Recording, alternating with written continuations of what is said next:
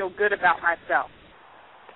And I feel you 110%. I just have a lot of compassion for individuals like that, and I really use it as a marker to examine myself and make sure that, like the Bible says, above any other good that I may want to do, that the thing that I showcase the most of is love. I understand. I mean, growing up in a church and being active and practicing my faith since the age of 12, I've seen it all. And it's so easy. Knowledge produces pride, and a lot of people are so hurt and damaged. Instead of fulfilling fulfilling and trying to be like Christ, they just hide behind the Bible. They use it as, well, such and such is talking about me, God gonna get them, and all that kind of stuff, and they don't focus on the compassion and the love. And it's very easy to fall into. But again, I think that we always want to be careful when we're looking at other people and trying to define what they are.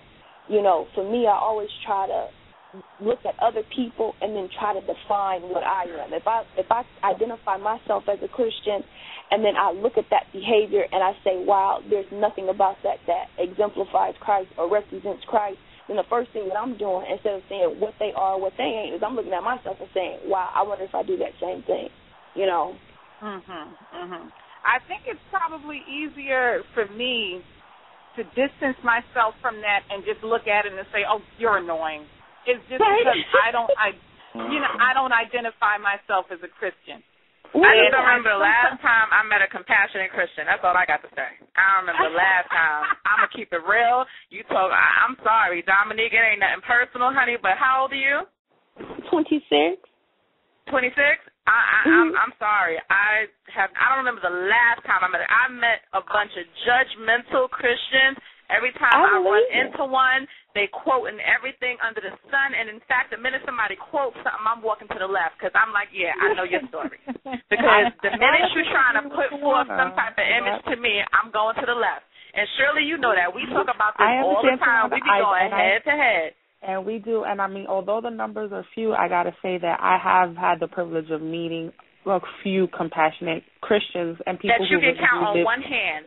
More than one. I can count more than one. Yes, Tawana. I'm not one joking.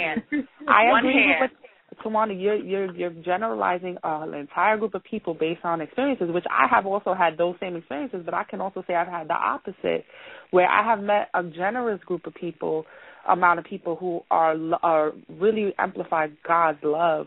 So, I think it's like, yeah, and I mean, my pastor from the church I attend is the first one to say that there are two reasons why people do not become Christians. One, they've met a Christian, and two, they've met a Christian. Because there is a reputation and that Christians have, and we, of course, as humans, we bring it on ourselves because we are human. But that's not to say that we can take the entire Christian population and say that most of them are backstabbers or are two-faced, and they're in front of God. They're like, oh, praise Jesus, and when they leave the church, they're like, oh, look at what she was wearing. Like I said, there is, although the numbers are smaller, there are a big amount of people that are really an example of to what Christ's love is. And okay, Shirley, and I hear you, and I may, and that's a may, and I may consider that if perhaps the people on the front line wasn't the false one. Because I don't understand how you could be out on, I feel like the people on the front lines are the ones that I'm referring to, who are the judgmental ones, the ones who are waving the Bible and quoting scriptures, and,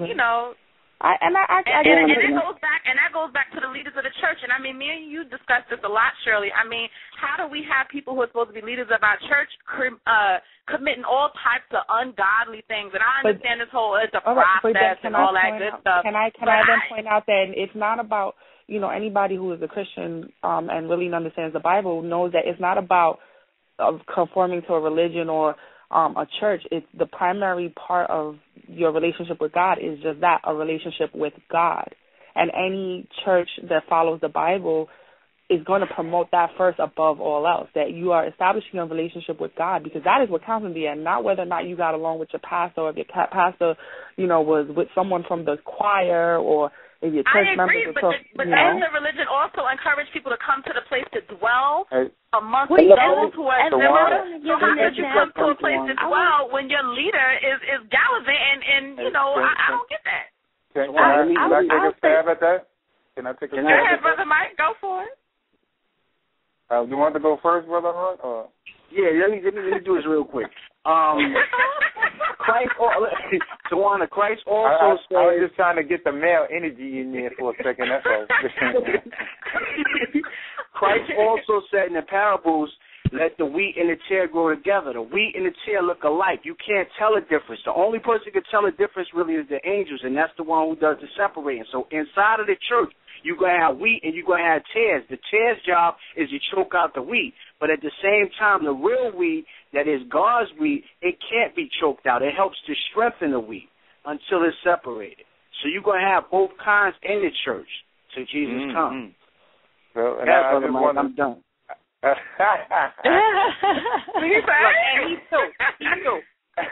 He threw Tell him why you mad. Tell him why you mad.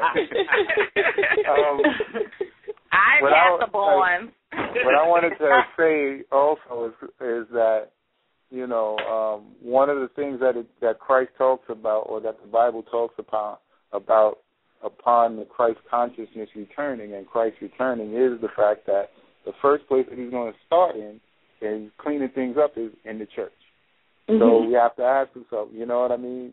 And then it also gives you the story about when Christ did return, or and those who came and you started talking to him about, and this is paraphrasing, but those who are talking, we're followers of you, and he said, get away from me, you workers of iniquity, for I know you not. Again, speaking to those who claim to be this, that, or the other thing. So, again, it's not about what people claim to be. It doesn't matter what position you hold in any religion. It's not about that. It's about being able to look at the person's actions and saying, do we measure up? And how do we measure up? And where do we measure up? So you're going to have that. Now, another aspect of it is, too, those times you have to look at a bigger picture. Why are those people being put on blast like that? And why is this information coming out to us? That information is coming out for us so that we can see for ourselves that just because you got this comfy position don't mean that you are going to, you don't fall victim to these things. These are examples for us to learn from and from us to look at. Because the Bible, when you got to look at it, the Bible is only actions that happen written down on paper form. So the true teachings in the true Bible and the true scriptures of any religion is the lives that we live. That's why it says that we're reflections of each other. So that when we start looking at that, the book is only a recording of what has happened. So you can look back and say it. But if we rose in our ability to to look at things, we would be able to just look at life around us and learn those lessons. That's where wisdom comes in. They say a wise man doesn't learn from his own mistakes, but a wise man learns from his other people's mistakes. And I think, too, smoking will kill you. That's a fact, right? It's proven. Smoking will kill you. Now, if I tell you this, I've never smoked a cigarette in my life, smoking will kill you. It's true. If I'm telling you this as a chain smoker, smoking will kill you, it's still true. And I think that's the same thing with the gospel, is that it is truth, and it's the fact that it is true isn't contingent upon anybody else living it out or even acknowledging the fact that it's true. It is true. That's the first point that I wanted to make. And then the second point is knowing exactly what your criticism is. It's like when I watch Law and Order, when I know I'm talking, got a lawyer on the phone, so this probably going to sound real ignorant, but, when you're watching Law and Order, and they're preparing for a case, I do SVU. Before they go into the courtroom, they're figuring, that's my heat. Don't hate, that's my heat. So, but no, I love the show. I ain't mad at you. But I'm a fan. Hey. But when they go into the courtroom, they're lying up on top of each other, every possible angle, and they're getting versed on every possible case that's similar to the one that they are trying, so that they can understand exactly what they're accusing this person of. See, in hindsight, we'll look, or at first glance, we'll look at it and say, well, he molested a little girl. It's cut and dry. And then by the time they start really looking at the law, you'll figure out, well, by the law, he didn't do anything wrong. You see what I'm saying? And I think that's Christianity as well. You know, I think a lot of people on the outside, they look at it and they look at these people and they say, well, they was at the club and then they was on church on Sunday, or she always cussing somebody out. And on the outside looking in, it's like it's a no-brainer. It's an open and shut case.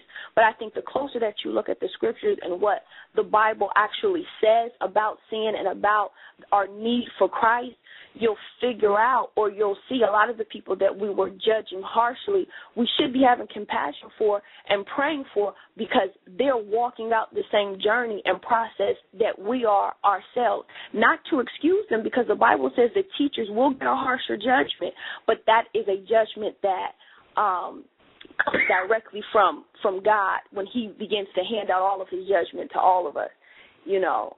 And so that was the point that I wanted to make. You know, I think this conversation is getting me back to when, like for me, you know, I have to say at some point, Christianity was very personal and deep to me when I was younger. I would say before I hit the age of 12, I was like the best Christian in the world.